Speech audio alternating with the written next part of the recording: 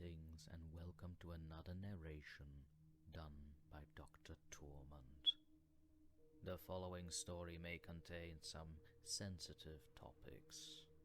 Consider that your one and final warning. Now, let us proceed.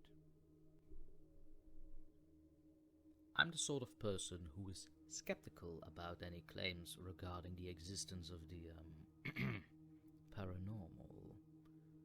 My wife claims to see ghosts, saying that she's an empath. Sure, I'll concede that she's a very good listener regarding other people's emotions, history of places and families, but I can't accept her statements as fact because empirically it cannot be proven.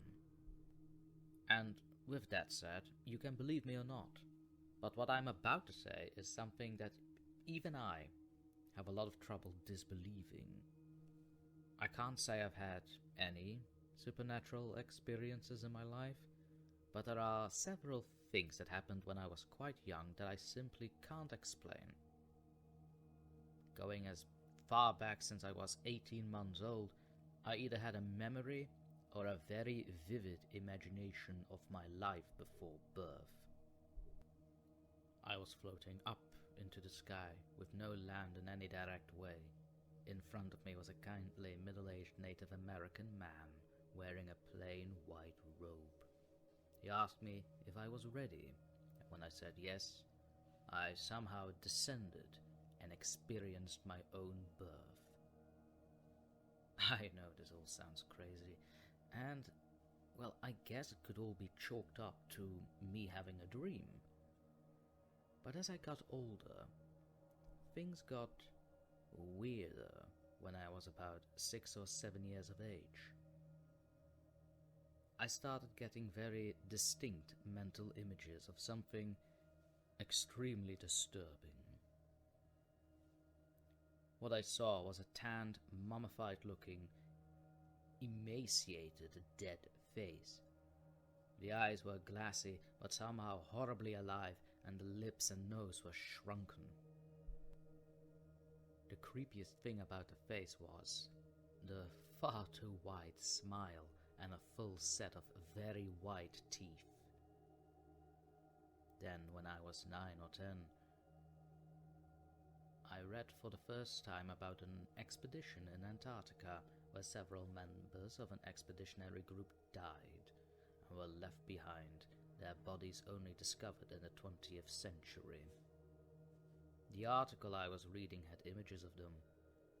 I had never seen a frozen body before, but as soon as I saw those pictures, I immediately correlated what I was reading with the thing that I saw in those mental images earlier in my life. From that point onwards, and I started having almost real waking visions of something that was basically my worst nightmare. It's hard to explain, more than just in my mind's eye, and yet not exactly, as if they were actually in front of me. It was an 8 or 9 foot tall, frozen corpse, completely naked, with long arms and legs. It had the same face as the thing I'd seen before, with shrunken features, only now upon a full body, just as emaciated and mummified as their head and neck.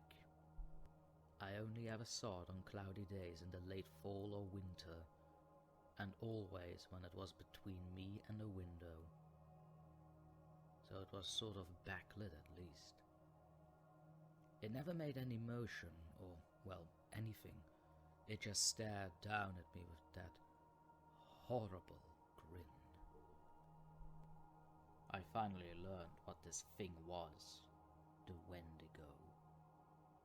For those of you who do not know, it's a mythical spirit creature in Algonquian legend. I was born in Connecticut and have about 1% of Native American blood in me from 400 years ago. My first traceable ancestors in America came over shortly after the Mayflower landed. And, as you may have guessed, one of them married a Native American woman. According to legend, The Wendigo was an evil spirit associated with starvation, the winter, and cannibalism.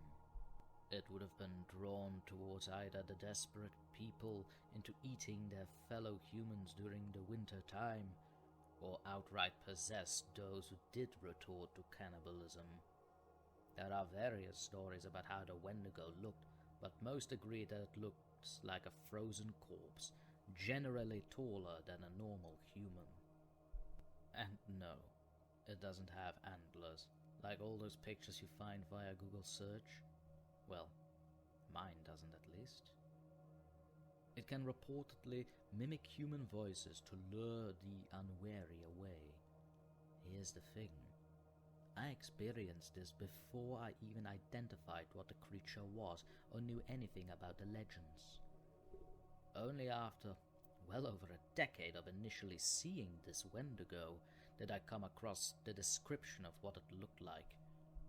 I've done some further research, and all of the information I found from various sources, they all concur with what I saw. So I'm remotely linked to the Native Americans with whom the legend originated, and I've always had a deathly fear of dead bodies, especially mummified looking ones. And I saw a creature from their stories long before I learned what I saw matched their traditional descriptions perfectly.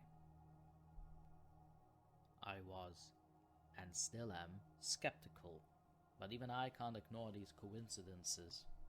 I'm also Christian, and therefore I'm quite aware of claims regarding ghosts or the supernatural, but even so, this thing, it's been stuck with me for years.